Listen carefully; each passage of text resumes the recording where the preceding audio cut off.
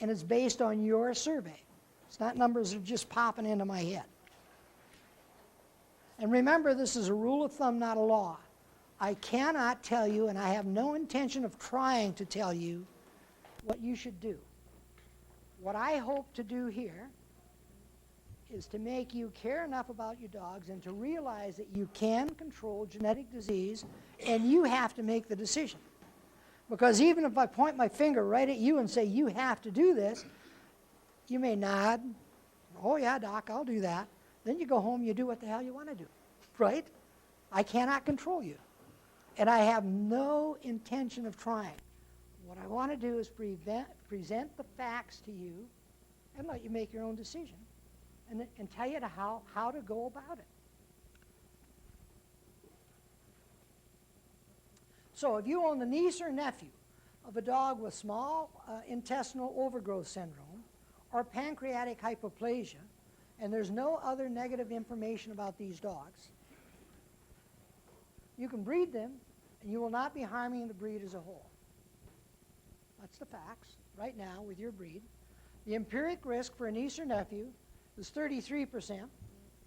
Bacterial overgrowth syndrome, 40% carriers in the general population, and pancreatic hypoplasia, 36%.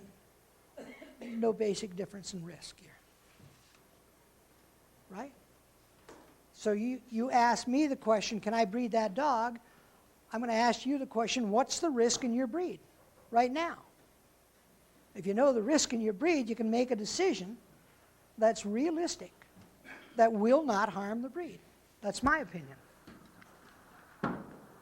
If you own the first cousin, a great-grandparent, or a half-aunt or uncle of a dog or bitch affected with idiopathic canine colitis, 29%, and demodicosis, 29.5% and 29.6%, you can breed them, and you will not be harming the breed as a whole, because the empiric risk, that is the risk that must occur because they're related to an affected dog, is less than the general risk which you encounter if we make a random mating in this breed. The risk for first cousin is 25%. Both of those risks were 29%. Okay?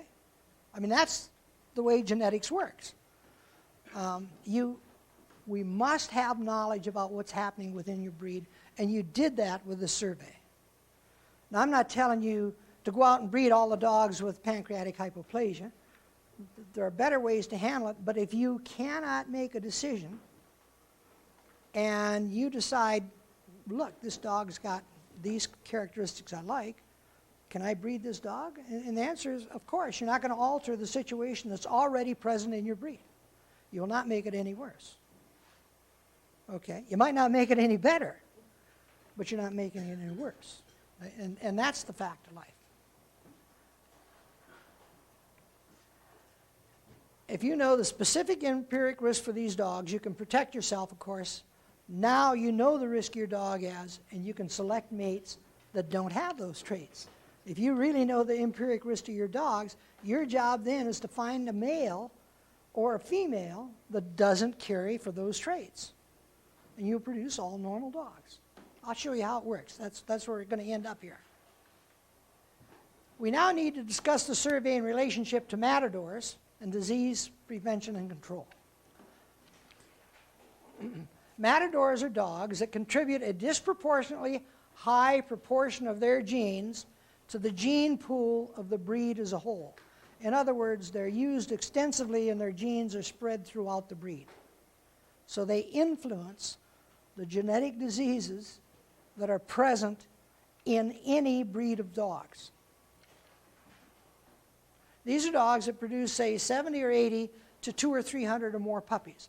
And what makes a matador isn't hundreds of puppies.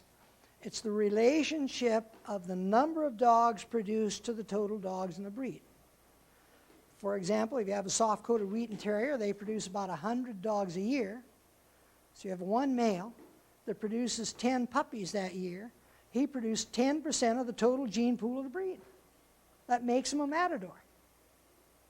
You know, because he has a huge influence on that breed.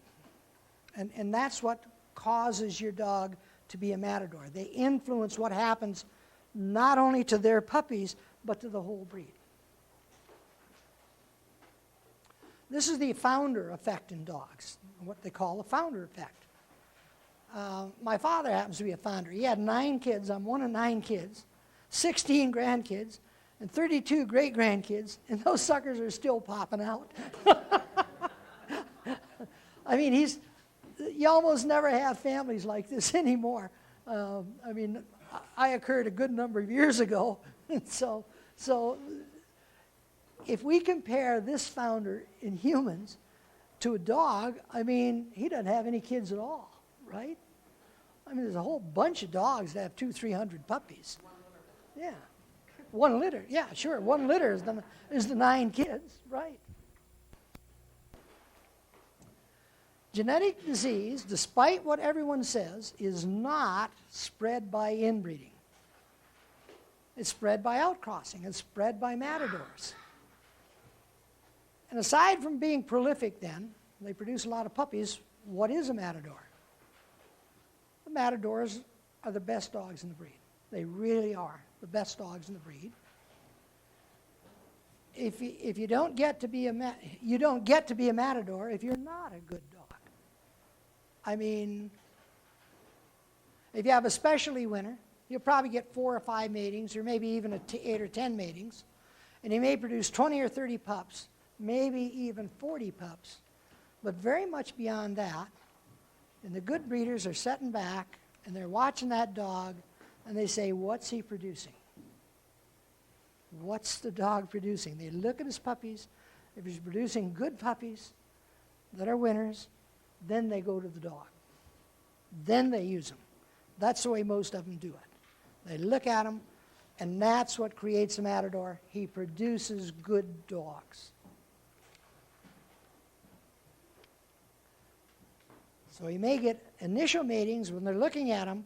If he's going to go beyond that, and he's going to really be a matador, then he has to produce winners.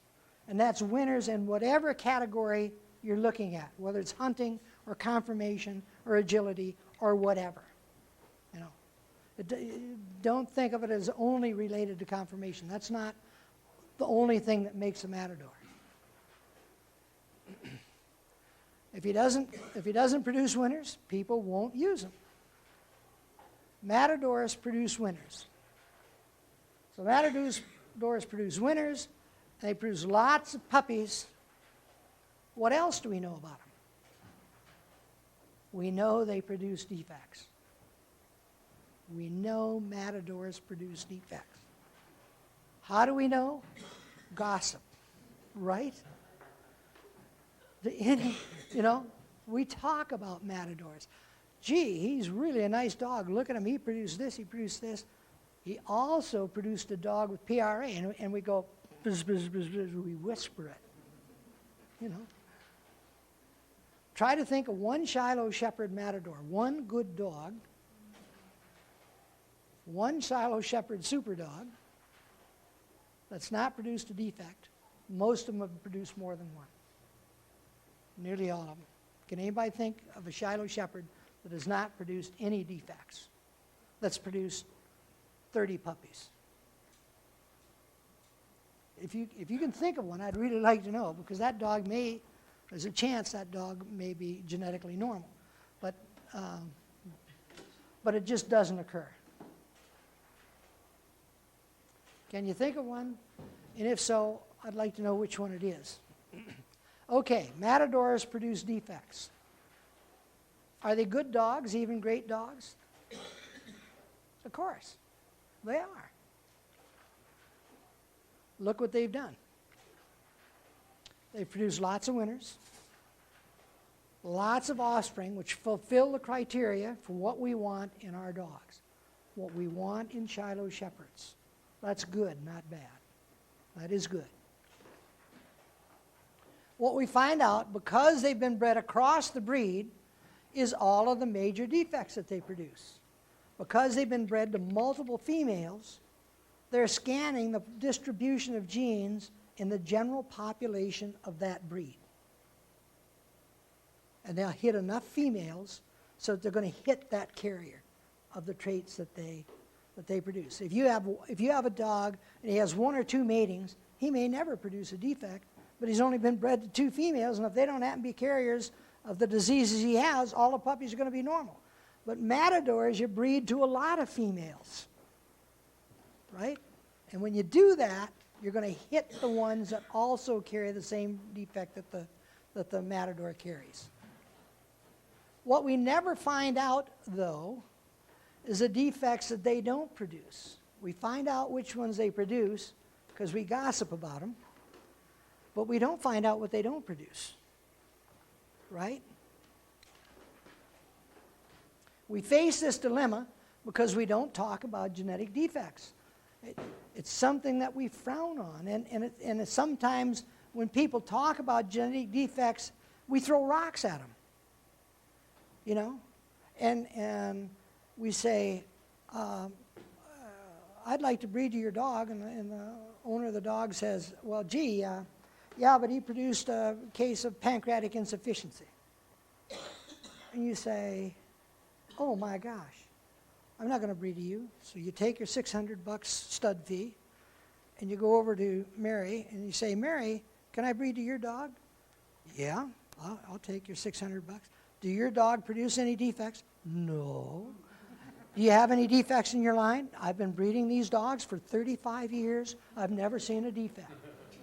And you know what most of us do? Most of us give that person our money. We don't give the person the money that tells you the truth. We give it to the person who lies to you. You know? And the fact is, in every breed of dogs, there's a set of dogs that carry 5, 6. Your dogs happen to average 8 genes. And the fact is, if you tell me your dog has had 5 or 6 or 7 matings, and you tell me he's never produced a defect, I'm going to tell you, I think you're lying. I mean, that's what I think. Because the frequency of genes in this breed of dogs is high, relatively high. And it's not much different no matter what breed you go to. So if you think you're going to escape from Shiloh Shepherds by going to Cairn Terriers or going to some other breed of dogs, the only thing that they have that your breed doesn't have is they have their diseases hidden because you're not in on the gossip on those. And you won't get into the gossip on those until you get some of the breeds and the people get to know you, and then they'll start telling you what all the traits are. Once you develop a set of friends, then they'll start telling you what all the defects are. So you can't run from one breed to another, because the next breed, you're going to buy a dog, that breed's going to have a frequency of disease, and you don't know what they are. At least in the dog you have, you know what it is. If you know what it is, you can prevent it.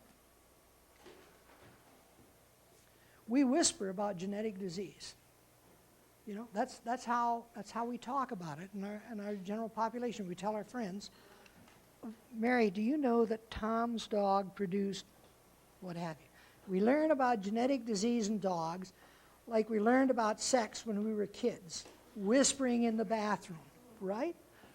That's the way it works. We hide it. You know, we hide it. And when we do that, we prevent ourselves from doing anything about genetic disease. Since Shiloh Shepherds now have a survey, however perfect or imperfect it is, if you don't like the survey, you can bitch at me, you know, and you can bitch at the people that conducted it. Nevertheless, you will not get a better number than we have here. There's not a better number than we have here. And it's a ton better than you're guessing, because your guessing has produced 46% of your dogs with a defect. You're not guessing very good if you're telling me that this is wrong. We can do much better than we have in the past. If we would talk about genetic defects, list them in an open registry, we could tell you all of the good points about a matador as well as the bad points. Remember, Shiloh Shepherds average 8 defective genes per dog. And from the standpoint of genetic disease, matadors in this breed are average Shiloh Shepherds. we should expect them to carry 8 defects. That's what we should expect from every dog. And remember, Shiloh Shepherds have 46 genetic defects, right? So the average Matador is genetically normal for 38 diseases, and we don't give him any credit for it. Right? I mean, that's the way it works. He carries 8 defects, so he's got to be normal for 38. And we don't credit him with it. So we're trying to breed a dog to skip one disease, and we pick another dog, and you don't know what that dog has, and you breed to it, you'll find out. You know, it may not be that mating, but you'll find out in the mating down the line.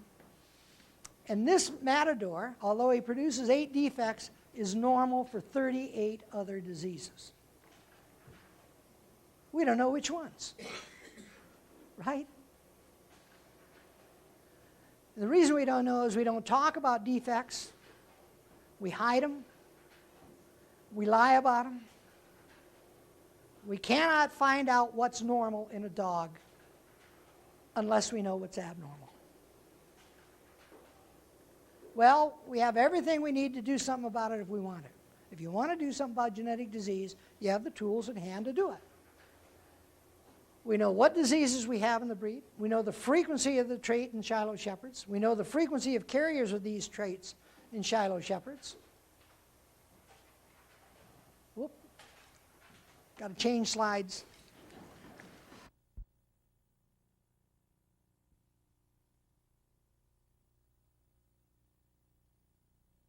What I'm going to try to show you now is what should happen if you're dealing with Matadors, okay? Here's an example of Matador using the data that's currently available, using the data from your survey. Shiloh Shepherd, Matador number 1, was born April 1996. He's had 23 litters, produced a total of 161 puppies. He's a champion. He's won 3 best in shows, won the Shiloh Shepherd National Specialty in 1998, and has produced 36 champions, so 26% of all his get are champions.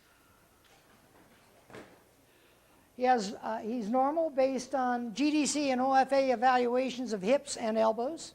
He's normal for patellas based on radiographs and palpation. He passed his SURF exam 3 consecutive years for eye problems. And he's clinically normal for heart problems. And for argument's sake, no matter what kind of a Shiloh you like, this guy is it. Okay? Is he breedable? Would you breed this dog? What else you want to know? You know? I made this guy up so he's a breedable dog, folks. You don't find many dogs like this around. Okay. Now, wait a minute. There's some gossip going around about this guy. Some gossip that says he's produced megaesophagus, hypothyroidism, patent ductus arteriosus, cataracts, undershot, pancreatic hypoplasia, cleft palate, and missing teeth. That's what he's produced. Is he still breedable? Would you look at him? Okay. The owner confirms that he, in fact, produced all 8 of these defects. He produced them all. Would you breed him now?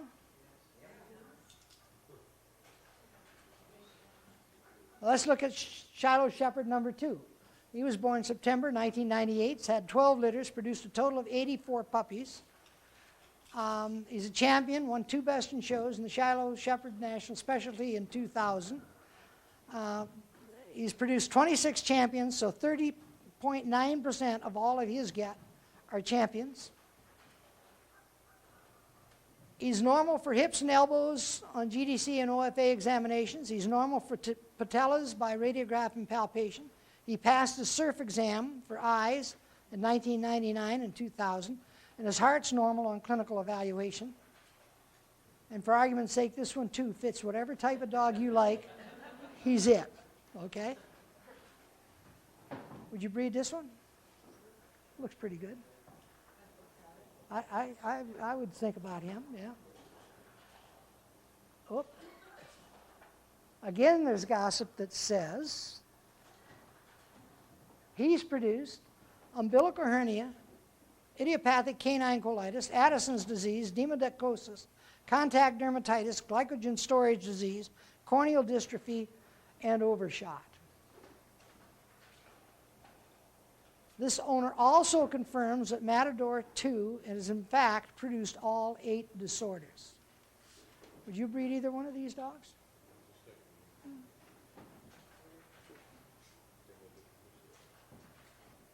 Okay, we have 2 Matadors, each carrying for 8 different traits. Where does that leave us? Since we know what diseases these dogs have, we can arrive at the risk that they are genetically normal for the traits that they have not produced. Okay? How do we do that? We need to use a random mating test mating table. So you don't make a specific test mating. You breed a dog within a number of females within a breed and then calculate the risk that dog has. And here's a random mating test mating table. And what we have here is a table that gives you the frequency of carriers in the general population. You have that in your table now, don't you? You know if the trait is 5% or 10% or 25%, and you can calculate these for any numbers you want. This is a standard table that I made up for use in this presentation. But you can make it specifically for any disease that you wish. This is the number of matings that they have made. 1, 5, 10, 20, 30, 40, so on. And this is the number of puppies per litter. If there's 1 puppy per litter, 5 puppies per litter, or 10 puppies per litter, and you guys are really in here, like 7, 8 puppies per litter. That's where you're at, in between these 2 numbers. So you need to know number of puppies produced, number of matings made, and the frequency of carriers in the general population. And then once you do that, you can do this. This is Matador number 1. We're going through the same set of diseases that we went through the first time, but we've added a new column. Here is the mode of inheritance that we had. Here's the disease frequency. Here's the frequency of carriers in the general population of dogs. And what we've now done is come up with the risk that this dog is genetically normal for a disease that he has not yet produced. So in Matador 1, we said he had megaesophagus. He's a defined carrier. He has no chance of being genetically normal for that gene. He produced the disease. He has the gene. There's no way around it. Okay? But he didn't produce small intestinal bacterial overgrowth syndrome, and he had 163 puppies bred to 23 different females. And that says, by the random mating test mating table, that he's 99%, you're 99% sure that he does not carry that disease. Okay? And you do that for each disease that you have in the breed. So you have Basenjian neuropathy. The carrier rate is lower. The frequency of the disease in the breed is lower. The carrier rate's lower. And so the chance that he's genetically normal is lower too, 96% instead of 99%. And you go right down the line exactly like that. Anytime he produced a trait, like he produced hypothyroidism, he's a defined carrier. He cannot be normal for that gene. He produced the disease. So you know he has the gene for that trait. Same thing's true for patent ductus arteriosus. And we've come up with numbers. With 163 puppies and 23 matings, these numbers are all very high, right? The reason I have 2 matadors is to show you the difference that you get for risk by having fewer puppies. So we can do the same thing. We're dealing with the same 46 diseases that we were dealing with. And again, all of the numbers are in the 90s, high 90s as a matter of fact, except for those traits that we know he's produced. And then he's a defined carrier for those diseases. Matador number 2, he didn't produce megaesophagus, so he has a chance to be clear for that disease. But he's got fewer puppies, so his risk is 89% sure that he's not a carrier. If you add to the number of matings that Matador number 2 has, this number will change if he does not produce that disease. That number will go up, obviously. So most of the diseases, because he only produced 84 puppies, most of the numbers here are in the 80s, or at best in the low 90s. You can do this for any disease in any dog in the breed. And it works. It's real. So we can tell now what diseases he has. We also know what diseases he doesn't have. Now that matador becomes a valuable player. Because if you know what your dogs have, you can breed to that matador and not produce a defect. And that's what we're after. We're after a way of breeding our dogs so that our puppies are normal. That's where we're at. And this is the way that you do that. In order to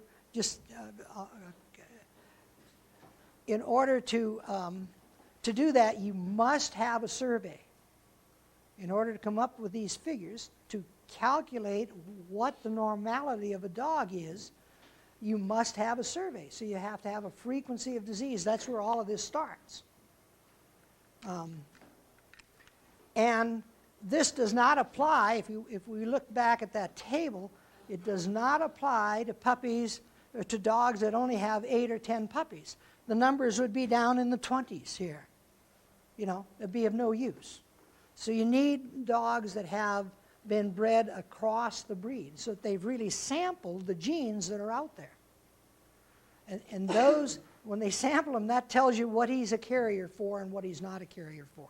Yes, go ahead. That was my point, is that when you first start off breeding a male dog, you have a much higher risk factor because he could carry all, we don't know what 8 diseases he can carry. Sure, of course. Right? Of course. But when you start breeding that male dog now, what you do is keep a track of what he produces. And then you know what he doesn't produce. Okay. And don't forget the other thing that we do. And nobody does this with matadors. Nobody does it. Every bitch that this guy was bred to has been test mated for 8 separate diseases all at the same time. Right? So he test made both of these guys. One of them tested 23 different bitches for those genes. And we don't use that information, you know. And the reason we don't use it is we don't keep track of the diseases. We can't use it because we just don't keep track of what's happening in our dogs.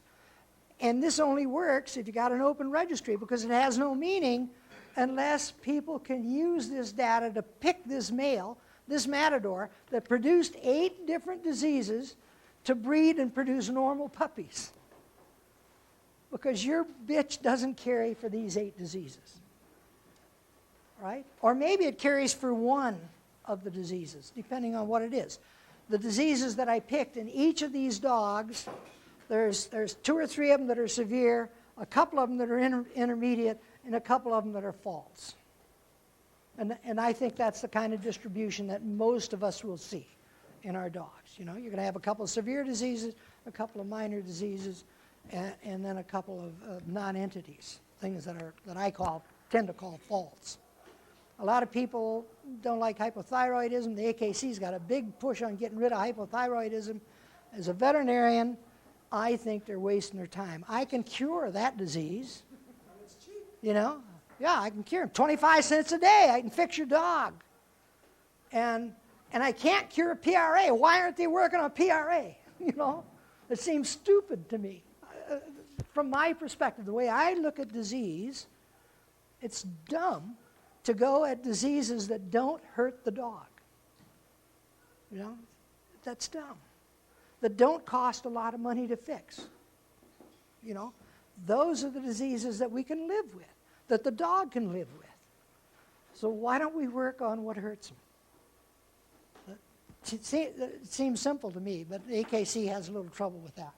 Again, we've done the same thing with this dog, and the reason I had 2 matadors is to show you the difference in risk based on the number of puppies produced. This will change, it'll get better as you include the dogs that he produces, as you increase the list. The point you made is a good one. It doesn't help when you're starting out with a male, but I'm going to show you a virgin female and tell you how they go about it with a virgin female. No puppies, right? Same thing, same set of diseases. From the standpoint of genetic disease, you now know everything there is to know about Shadow Shepherd Matadors 1 and 2. You know everything you need to know about those dogs from the genetic disease standpoint. Whether you breed to either of these dogs is not dependent on them. It's dependent on your bitch and line. Now that's where you make your decision. You know what they got. What do you have? What do you have in your dogs? How do you find that out? What do they carry? Okay, you're going to have a bitch now. I'm going to give you a bitch. She's 2 years old and a nice type of lady, and you think she could go somewhere, and she has a very nice temperament. Good bitch. So far, she's champion, has won 3 best in shows and 2 regional specialties. She's been radiographed and is normal for hips and elbows and patellas based on GDC and OFA evaluations. She was surfed and normal at 2 years of age. Her heart is normal on clinical examination. And she's a virgin bitch. Okay? Would you breed the bitch? I think she's a pretty good bitch myself. I made her up. I know she's a good bitch. I know she's a good bitch. Okay. But the owner checked into her background and found that she had an umbilical hernia and has been repaired. And I'm not sure how you handle that in your breed, but in the AKC, you can correct an umbilical hernia and still show the dog. You can't correct an inguinal hernia and still show the dog, but you can correct an umbilical hernia, and how they arrive at that, I don't know. It's borderline stupid as far as I'm concerned. But she has an uncle on her father's side with bloat torsion. What's her carrier risk? You guys didn't memorize that table I showed you, did you? Did you? None of you did.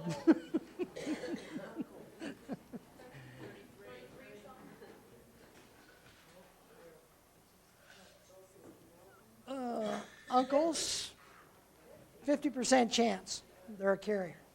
She carries for that disease. 50-50 chance she carries. Okay. Whoops. Oh, she's a niece or nephew. Right. She has an uncle. So she's a niece or nephew. Yeah, you're right. 33%. Good observation. George, you're wrong.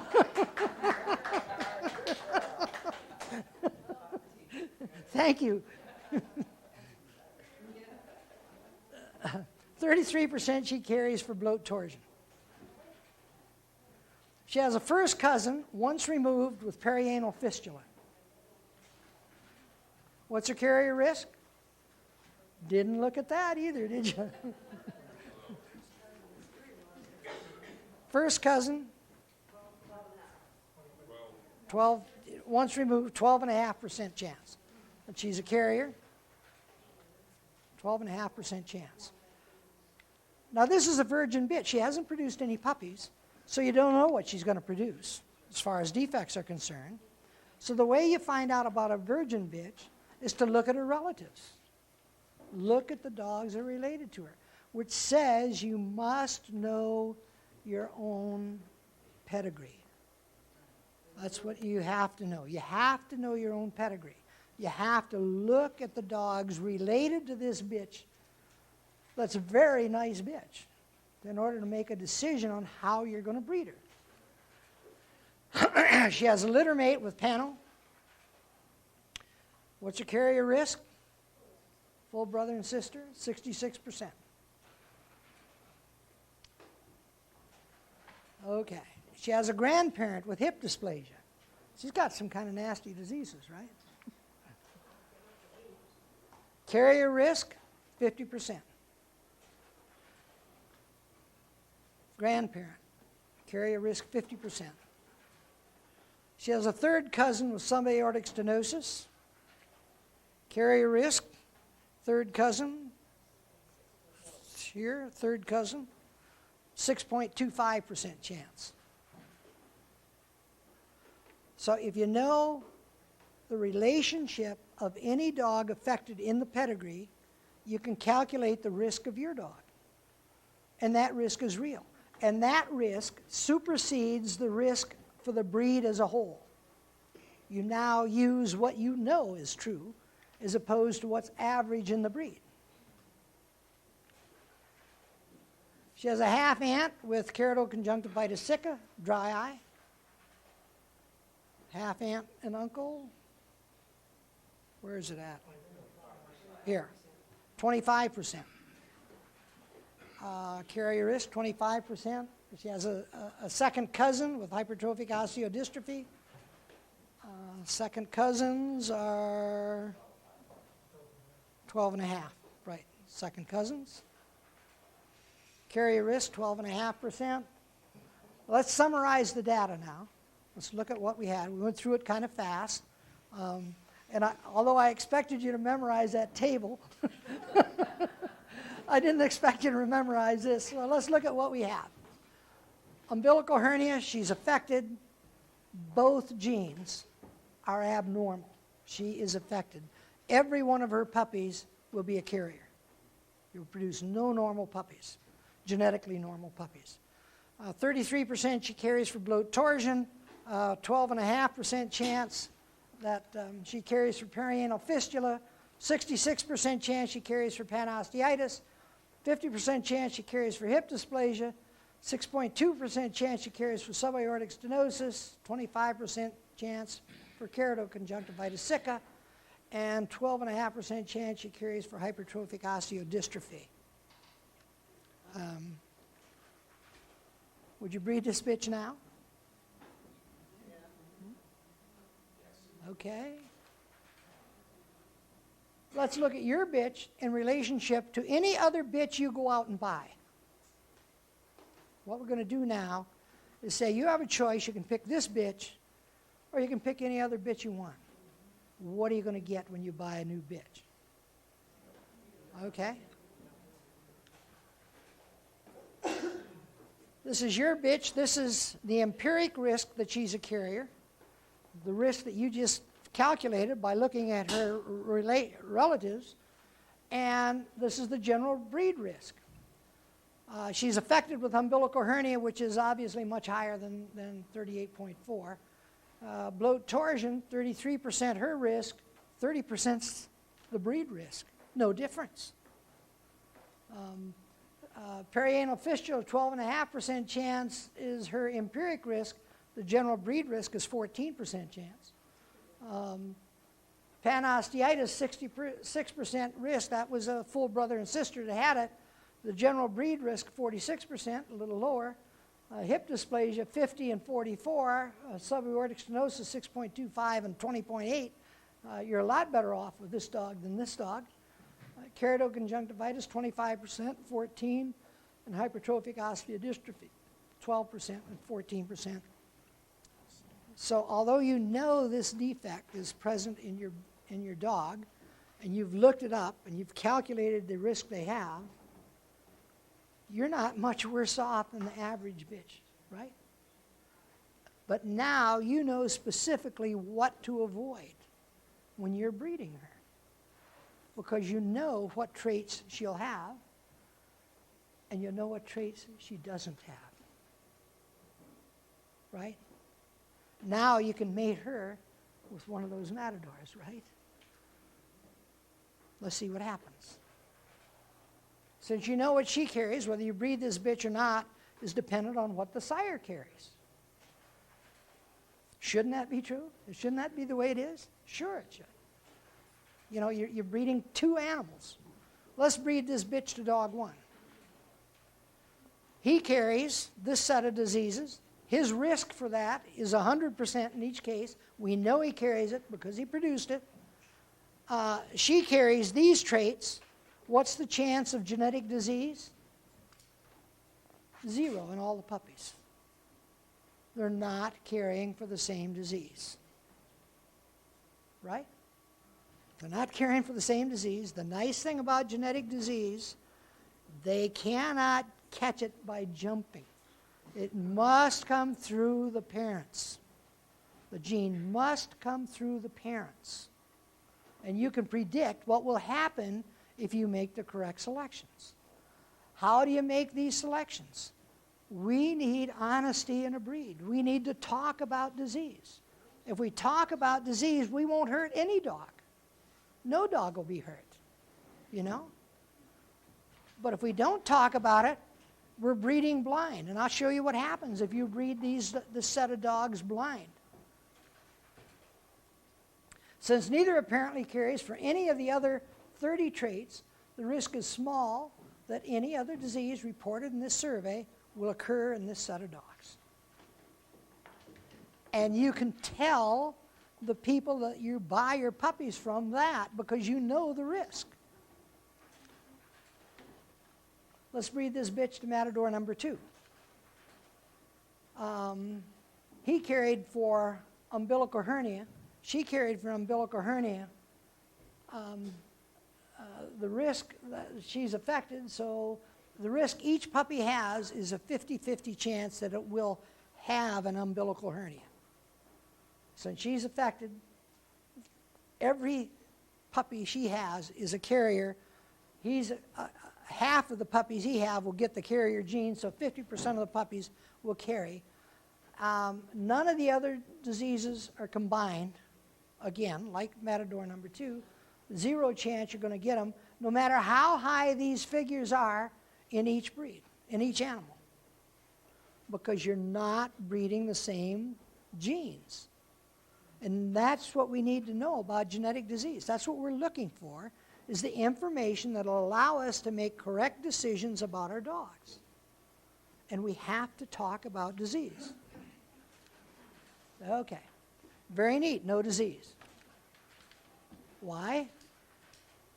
Because you know what diseases they carry, and you know what diseases they don't carry. Okay? Is it magic? No, it's genetics, and it's based on knowledge. I can't do any better breeding your dogs against disease than you can if I don't have the same knowledge that you need. I mean, I can't look at a dog and say this dog carries for that and this one carries for that. There's no way I can do that. And to breed correctly against disease, I need the same information that you need. And you know what? If you get the information, you can do just as good a job as I can right now. And I've studied genetics for 35 years. And you're getting your first lesson, and you can still do as good a job as I can. And that's a fact. You've got to know what diseases they carry and what diseases they don't carry. Let's look at what would have happened if we bred all 3 of these dogs randomly. And by randomly, I mean no sure knowledge of the genetic makeup of the mate. So we're going to breed these into the random mating within the breed. Matador number 1, his risk of megaesophagus is 100%. The general risk is 14.2%, which means that the risk for each puppy in the litter is 3.6% chance they'll get a megaesophagus. Hypothyroidism, 3.6, same thing. Patent ductus arteriosus, 3.6. Pancreatic hypoplasia, a higher general risk. There's an 8.1% chance that every puppy is independent. And each puppy has exactly the same risk as the one next to it. Keep that in mind. Cataracts, 2.6%. Cleft lip or palate, 2.6% chance. Imperfect dentition, and in this case missing teeth, 7.7%. And undershot, 2.6%. That adds up to 35.4%. You've got 7 puppies per litter, which means there's a 247% chance that you will get at least 1 puppy with one of these diseases in each litter. Or you're averaging 2.5 puppies per litter with a genetic disease. That's what you're averaging. If you take this male that you just bred with knowledge, got no affected puppies, and breed them randomly in the breed, that's what you're going to get, 2.5 puppies average per litter affected. With Matador number 2, we're going to do exactly the same thing. We come up with 38%. That calculates to a 268% chance that you get at least 1 puppy with one of these diseases, or 2.7 puppies per litter will have a defect on the average. With the bitch, the problem that you have with the bitch is she's affected. So the risk for each puppy is 38% with the general breed risk of 38.4. The risk for each puppy in the litter is 38.4. It's 100% transfer. And that ends up with 57.5% total.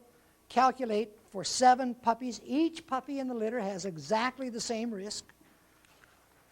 Add that together, and there's a 4.2% chance, 402% chance that you'll get at least 1 puppy affected with one of these diseases in each litter, or you will average half all of the litters you produce, half of every puppy produced by her will have a defect. 4 out of 7 or 8. In summary, randomly bred among Shiloh shepherds, these 3 dogs will average 2.5 affected puppies, 2.7 affected puppies, and your bitch 4 affected puppies per litter. Is that bad? Right now, you're averaging 3.3. 46%. You're getting 3.3 defective puppies per litter. Okay? And you know why it turned out that way? Because I picked these diseases, so it would turn out that way. I wanted to produce an average set of dogs here. And this is what you would expect on the average within your breed. And that's the way it works. That's the way genetics works. You're breeding your dogs blindly. You don't know where the disease is. You cannot protect yourself. You know, you must know where disease is. If it is, you could take this set of dogs and produce no affected puppies, right? Or, if you can't find a dog that's clear for all of the traits that are in your breed, you can prevent 6 or 7 out of the 8. You know? Yeah. Sure, Doc, that's pretty neat, right? No affected dogs in these matings.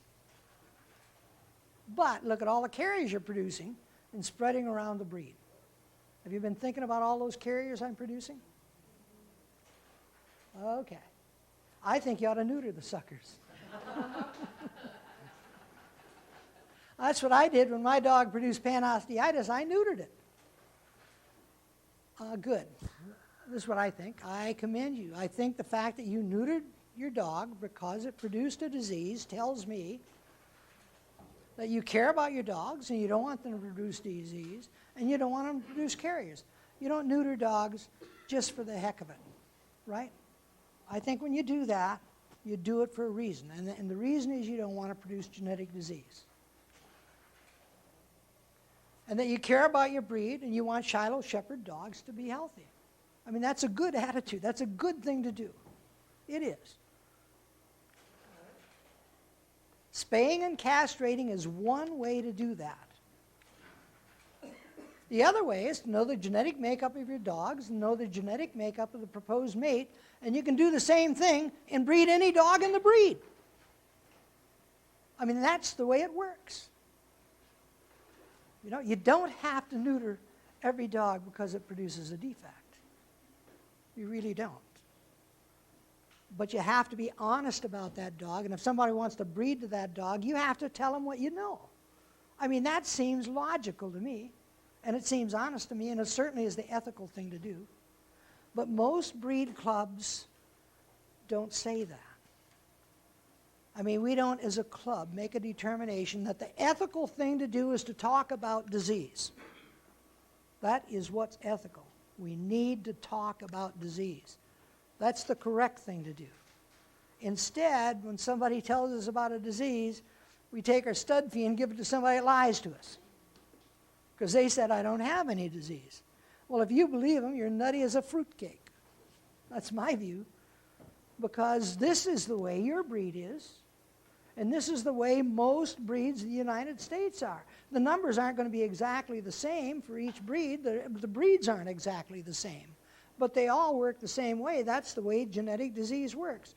And we've been hiding the information that we need to control disease. You must talk about and identify affected and carrier dogs. If you do that, you'll find you can also identify genetically normal dogs. I keep saying there aren't any genetically normal dogs, but the fact is there must be some out there. I mean, that's the fact. But the problem is you can't find them. And the reason you can't find them is that you're going to breed a genetically normal dog, be it the dog or the bitch, and they're going to produce puppies, and the opposite dog will still be carrying defects even though your dog is normal. So the puppies are going to be carriers for some defect, and you can't tell if the genes came from the bitch or the dog. I mean, see, you cannot find a genetically normal dog the way we're doing it now. You just can't do it. Because all of the puppies are a carrier. All of the carrier genes might come from either the sire or the dam. I don't know which one they're coming from. So you cannot find that dog because we don't talk about disease. Okay, the comment on carriers is a good comment. How many carriers are we spreading around to breed? What's really happening to us? Let's see. Remember, with the exception of umbilical hernia, the mate in each case is very likely to be genetically normal for each trait carried by the opposite mate. Okay? Therefore, we're diluting the traits. We're diluting the traits from the female by breeding her to a normal male for those genes, and we're diluting the traits in the male by breeding her to a female that's normal for that set of traits. We know the genotype or the probable genotype of both dogs, and we can predict the outcome. In both males, since they are proven carriers, they will transmit the defective gene that they have to their offspring 1/2 of the time, right? That's the way it works. The carrier, one gene they throw is normal, the other gene is the defective gene. So half the time they'll throw a normal gene, half the time they'll throw a defective gene. The other half the time, half they'll throw the abnormal gene, the other half the time they'll throw the normal gene. The same is true of the bitch, except for umbilical hernia that she was affected with. And every one of her puppies will be a carrier for umbilical hernia. There's no escape from that. she has the disease. All of her puppies will be defined carriers. So the fact is that, on the average, half of all of the diseases, except umbilical hernia, will drop out. Half of them will drop out. And the reason for that is half the time they'll throw the normal, half the time they'll throw the abnormal. If they don't throw the abnormal, it's gone. It's gone. We will not know for sure which disorders are lost and which are retained. We can't tell that by looking at the dog. But on the average, the puppies will carry the same number of diseases as the parents had. Okay, so the bitch had 8 diseases. Half of them drop out, half of them are retained. The dog had 8 diseases. Half of them drop out, half of them are retained. So the puppies each will have 8 diseases, right? Exactly the same as the parents. But they'll have 1/2 of the risk of the parents because we've diluted the gene. Okay? So let's look at this now in a table form. This is the carrier risk of the offspring of Shiloh Shepherds when bred to mates of known genotype. Okay. Matador number 1, his risk of being a carrier was 100%. We knew that. We proved it because they produced the disease. Your bitch, the risk of being carriers for those 8 diseases is 0. So we've diluted these genes, and each puppy, the risk of that puppy is 50%. Exactly what the male is going to throw. 50% chance it's a carrier, 50% chance it's normal. We've cut the risk of disease in half in the puppies, although the same number of diseases is present. But the risk is less. Each puppy has minimal risk or no risk at all of carrying for the 30 other Shiloh Shepherd genetic diseases. There's 46. The bitch has 8. The male has 8. There are 30 diseases that they don't have. And we know which 30 they don't have.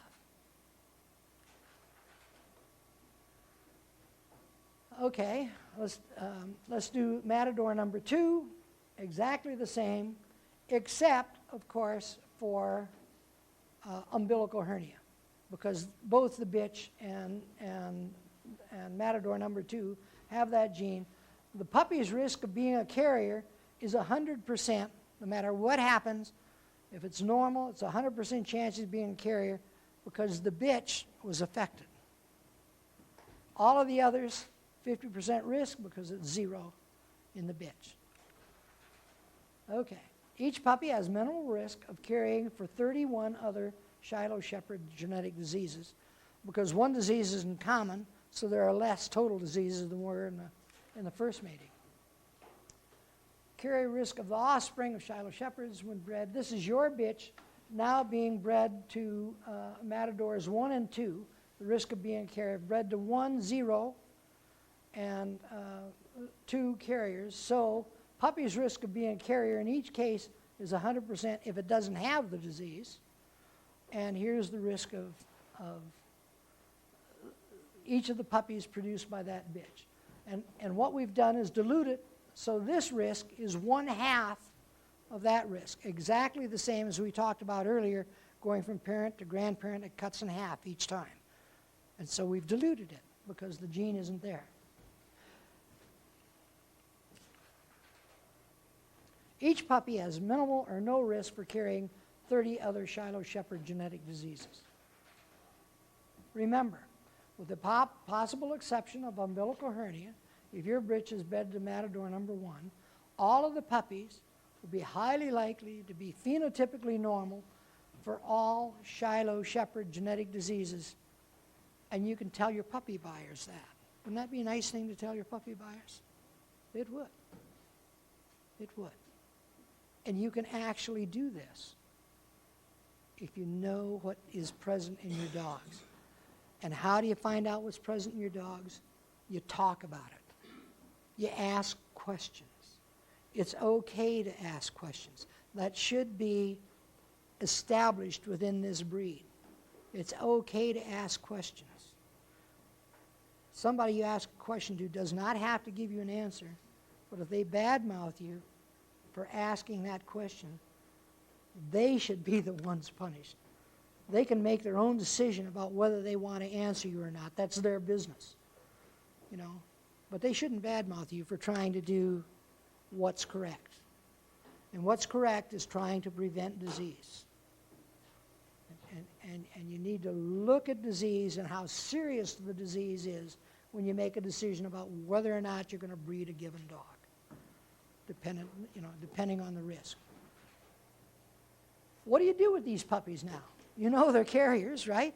We told you they're carriers. They're carrying for 8 diseases, like I told you. The risk is less than the risk that the parents had, but it's still a risk. You sell them. What are you doing with your puppies now? You selling them? Yeah. Are you selling carriers? Yeah. Of course you're selling carriers. You know, there's no way that you can avoid selling carriers. What happens when you buy a dog? Are you buying a carrier? Of course you're buying a carrier. You know, on the average in Shiloh Shepherds, you're going to get 8 diseases on the average. If you're unlucky, you might get 12 diseases. If you're lucky, you might get 4, you know. But that's the way it works. You should expect every time you sell a dog that you're selling carriers. The difference now is if you sell a puppy as a pet, there's no reason to discuss disease except to say that you believe these puppies are and will stay phenotypically normal for all Shiloh Shepherd genetic diseases. You can tell them that. And you require that they're a pet, that they stay a pet. So you spay them, or you castrate them, or you get a non-breeding registration from the appropriate source. I don't know if your club does that. But if, in fact, they do, you get that. So the dogs can't be bred. You remove them from the general population of Shiloh Shepherds. And that's what you're after. And if you sell the puppy as a breeder, provide each purchaser with an exact statement of the risk for each trait that you know about. Tell them what they're getting when they buy your dog. And the reason you tell them what they're getting is so they can prevent disease. If you sell them the dog blindly, you know there are 8 diseases being carried by that dog, or there's a risk that there are 8 diseases being carried by that dog, and you don't tell them, I kind of think you're a nasty person. If you know that, you need to tell them. And you get a signed acknowledgement from the purchaser that you told him or her about the risk in your dog. Because what happens sometimes is they'll buy a dog, you tell them what the risks are, they don't pay any attention, breed that dog randomly. They get a dog with cataracts, and they get a dog with a portal cable shunt, they get a dog with hip dysplasia, and they slap them. Oh my God, if I'd have known that, if Sally would have told me that, I'd never bred that dog. The fact is you did tell them, and they did it anyway. And you want the blame to go where the blame belongs, not to you. You sell the dog, you're honest about the dog. That's exactly what you should do. That's ethical. That's the correct thing to do. And you do not take the blame because somebody else happens to be a blockhead. Do not take their blame for them. Put the blame exactly where it belongs. If they say to you, wow, I can't buy from you, look at all the diseases you have. Give them a list of the 46 diseases and their frequency, which we know occur in Shiloh Shepherds, and say, if someone doesn't tell you what's happening in their dogs, you can look forward to 1 or more of these 46 diseases happening. It's exactly what you can tell them. I'm going to shift. I'm going to go, you told me the truth. I'm going to go to somebody that lies to me. That's what's going to happen. My gosh, I'm not going to keep Shiloh Shepherds. Look at all the diseases you have. I'm going to go get another breed. Give them a list of the diseases and the frequency that we know occur in Cairns, Bashans, Scotties, Newfoundlands, Bernese Mountain Dogs, White Shepherds, and PBGVs, and say, What do you think the chances are that all other breeds only have normal puppies? 0. You know, they have different problems perhaps than we have, but they've got their own problems.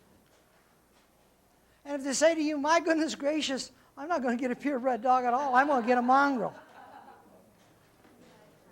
Give them a list of the genetic diseases reported in mongrels. And if you look at the book, you'll find them. There are 215 genetic diseases reported in mongrels, 71 that is more known to occur in any purebred breed. And the fact is, since mongrels are crosses of purebred breeds, that's what makes them mongrels, you know, they ought to have 500, but they're not all listed. That's the way it should be. So there's no escape from genetic disease, whether or not you have mongrels. And everybody thinks, oh, if you get a mongrel, everything's happy and no genetic disease. Not true. If you look at the top 5 disease breeds for genetic disease, or top 6 actually, you go to poodles, German Shepherd dogs, golden retrievers, Labrador retrievers, 2 other breeds, and I can't think of them right at the moment, that are next in line. Those breeds have everywhere from 90 genetic diseases to 144. Poodles have 144, but that's all 3 sizes lumped together, that they have 144. But if you take those 6 breeds and cross them, there are 60 genetic diseases that all the breeds have. So you can't crossbreed and expect no disease. That's not the way it works, you know. And if you're breeding breeds that are kind of closely related, like Cairns and Scotties and Westies, they have about 50 diseases. You saw them in the list. 46 diseases of those are contained by at least 2 out of the 3 breeds, and 27 of them all 3 breeds have. So if you make those crosses, you're still going to get genetic disease, and there's no way out. There's no escape from it. Genetic defects are common. They're common in people. I have 2, unfortunately. I can see some of you have at least 1. You know, they're common in all species. It's not bad to have genetic disease in your dog. It's bad not to do something about it. You know, that's what I feel is wrong. We have the tools at hand. Why don't we change the situation? We can. The reality is that you have to keep track of the carrier risk of these puppies when you sell them. Or if you buy one and breed them, you have to keep track of the carrier risk. If you do that, you can breed them safely. If you don't, everything's up for grabs. Right now, 46.9% of your dogs have or develop a defect, and each breeding Shiloh Shepherd on the average carries for 8 defects.